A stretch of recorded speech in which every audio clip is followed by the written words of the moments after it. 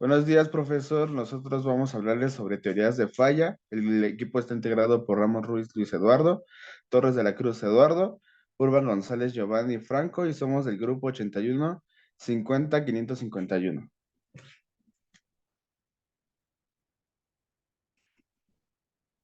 Al siguiente, por favor. La introducción. Las teorías de falla hacen parte de los diversos testeos y pruebas mediante los cuales se mide los alcances y los límites de un objeto. En otras palabras, nos permite predecir cuándo una determinada condición de esfuerzo va a producir una acción y en un material dúctil o una fractura en un material frágil.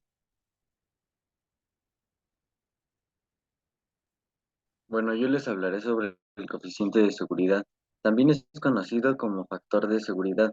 Este nos indica la relación entre la tensión de la rotura media del material y la tensión media a la que se somete el material. El coeficiente de seguridad también depende de las variaciones de la calidad del material, así como las variaciones de la calidad del material y las condiciones de utilización y, por último, las tolerancias del fabricante. Este se puede calcular con la fórmula sobre el estrés máximo entre el estrés de trabajo o de diseño. Aquí, como podemos ver, está una gráfica de la parte elástica, plástica, el endurecimiento y hasta llegar a la rotura. Y eso sería todo.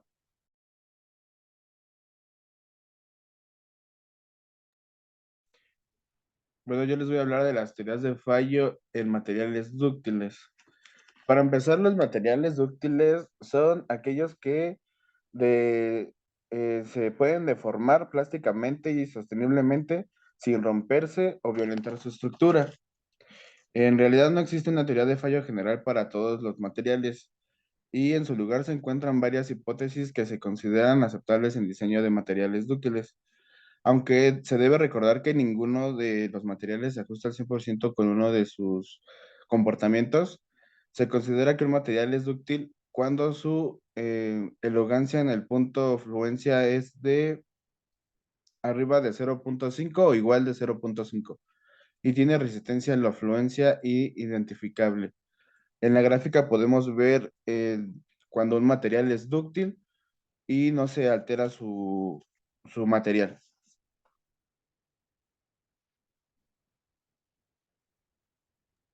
Bueno, las teorías de fallo en materiales frágiles. Los materiales frágiles son frágiles cuando la deformación que presentan antes de que se rompa es casi mínima y se consideran frágiles cuando su fluencia es de menor a 0,05. En estos no presentan más resistencia a la fluencia identificable. Las teorías para conocer un material frágil son el esfuerzo normal máximo. Esta teoría establece que la falla puede ocurrir siempre que uno de los tres esfuerzos principales sea igual a la resistencia. Bueno, más adelante mi compañero hablará más específico sobre esto. Lo de Coulomb-Moore frágil. Este es un modelo matemático que describe la respuesta a los materiales quebradizos. Este se emplea para determinar la combinación de esfuerzo cortante y normal que causa una fractura del material. El Moore modificado. Este es un criterio de resistencia estática aplicado a todos los materiales frágiles. Este modelo aísla las esquinas de una superficie de fluencia conocida como MC.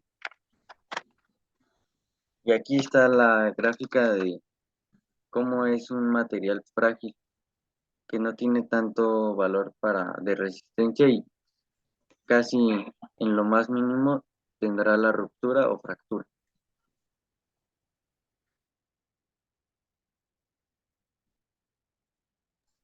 Bueno, yo les hablaré sobre el análisis de fallo por fatiga. El análisis por fallo de fatiga es cuando estamos hablando de un metal que está sometido a cargas cíclicas. Este metal es muy probable que se pueda romper. En el lapso que tenemos en este, que es en el fallo por fatiga, tenemos un 90% de probabilidad de que este se rompa.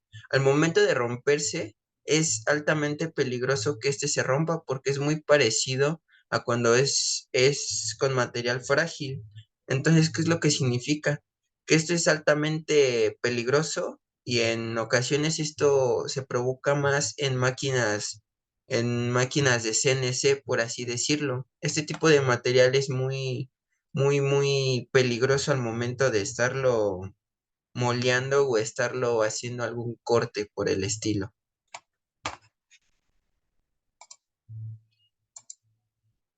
Los fallos por esfuerzos fluctuantes. Los esfuerzos fluctuantes adoptan generalmente un patrón de tipo sinusoidal definido por tensiones máximas y mínimas. A partir de estas se pueden definir una tensión media y amplitud de tensión. ¿Qué es lo que queremos decir?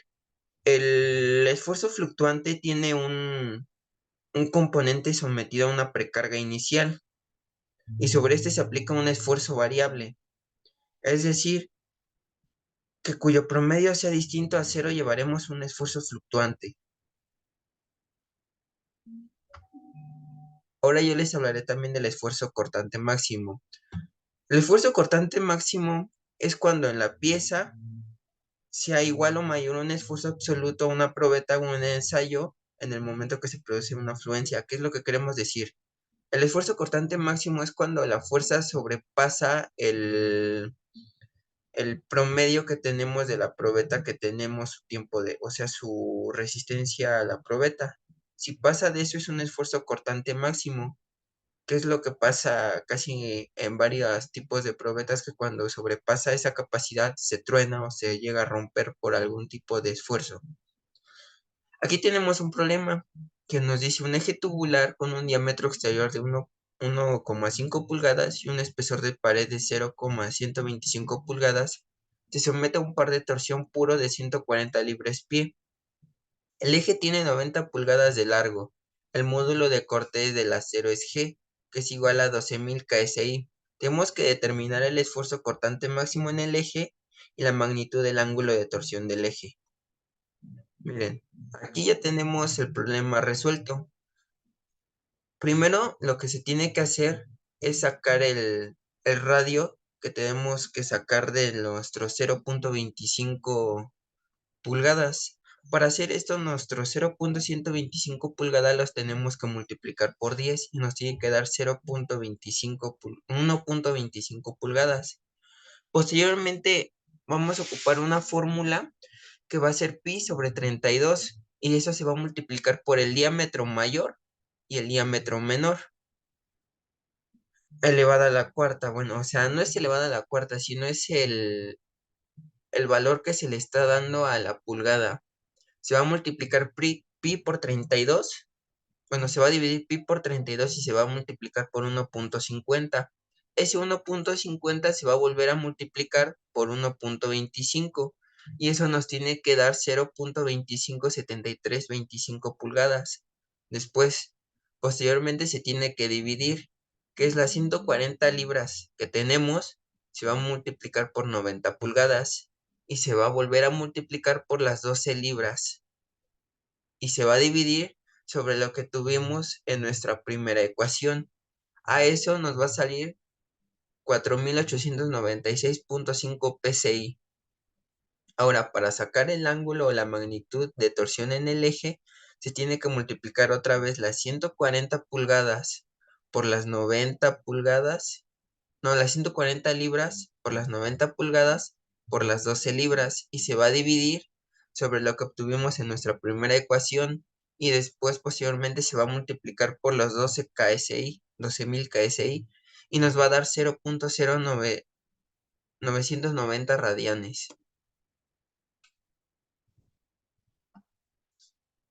La energía de distorsión es cuando los esfuerzos hidrostáticos soportan esfuerzos mucho mayores que los esfuerzos de fluencia bajo estados de carga.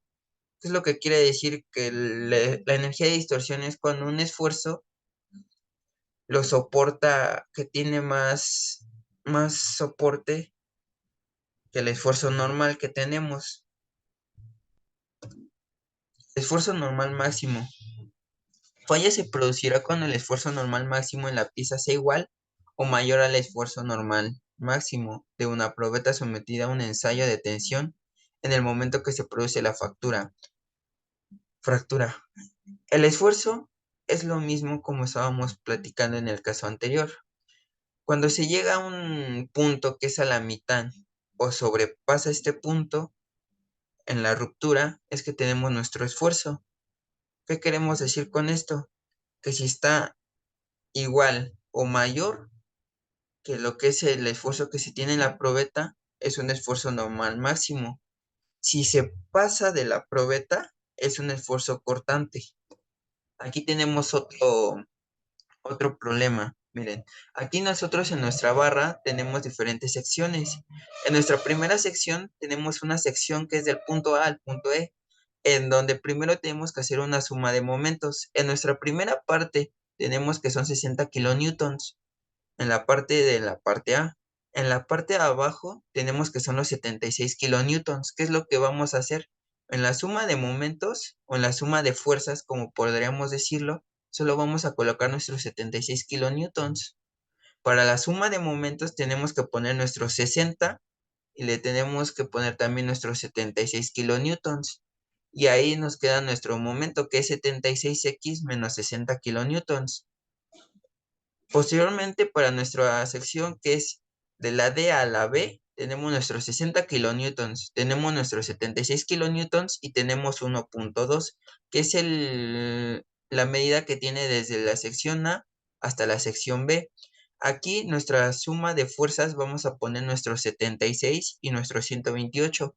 Nuestro 128 va a salir de los 60 que tenemos más los 76 que tenemos en esta parte, y acá tenemos en el lado derecho, teníamos que tener 12 kilonewtons. A esos 12 kilonewtons les vamos a restar a los 60 y a los 76, nos tiene que dar 128. Cuando hacemos esta resta, nos tiene que dar 52 kilonewtons, y eso es nuestra suma en momentos en esta parte. Posteriormente, para nuestra suma, digo, nuestra suma de fuerzas, para nuestra suma de momentos, tenemos que hacer lo mismo, que son los 60 menos 76 más los 128.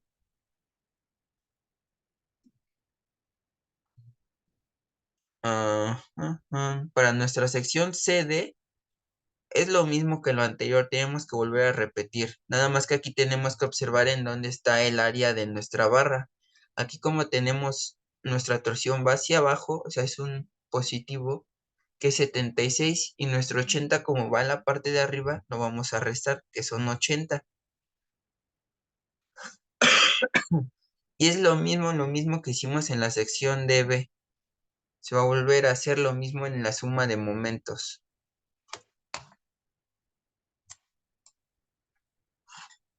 Y para nuestro siguiente va a ser lo mismo. Nada más que aquí ya para el momento de nosotros vamos a poner una tablita en donde vamos a ir colocando nuestra fuerza en el momento, o sea, nuestra fuerza de momentos en la parte de abajo y nuestra suma de fuerzas en la parte de arriba, para posteriormente graficarlas de esta forma.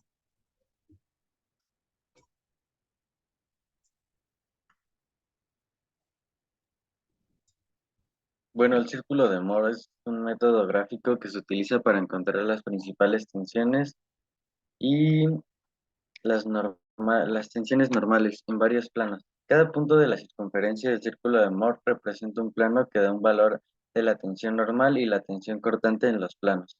El plano principal o plano principal máximo es el plano en el que el valor de la tensión normal está en un punto máximo y este valor se conoce como tensión principal. Del mismo modo, habrá un plano más conocido como el plano principal mínimo, en el que el valor de la tensión normal, como ya se dijo, este va a ser mínimo y este valor se denominará el estrés principal mínimo.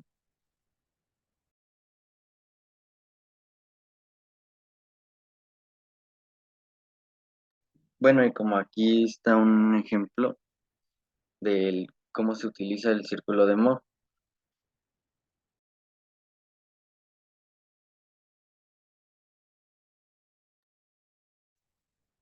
Bueno, finalmente podemos concluir como equipo que determinar de manera detallada la teoría de falla de cargas estáticas empleadas en el análisis y diseño de elementos de máquinas y elementos estructurales.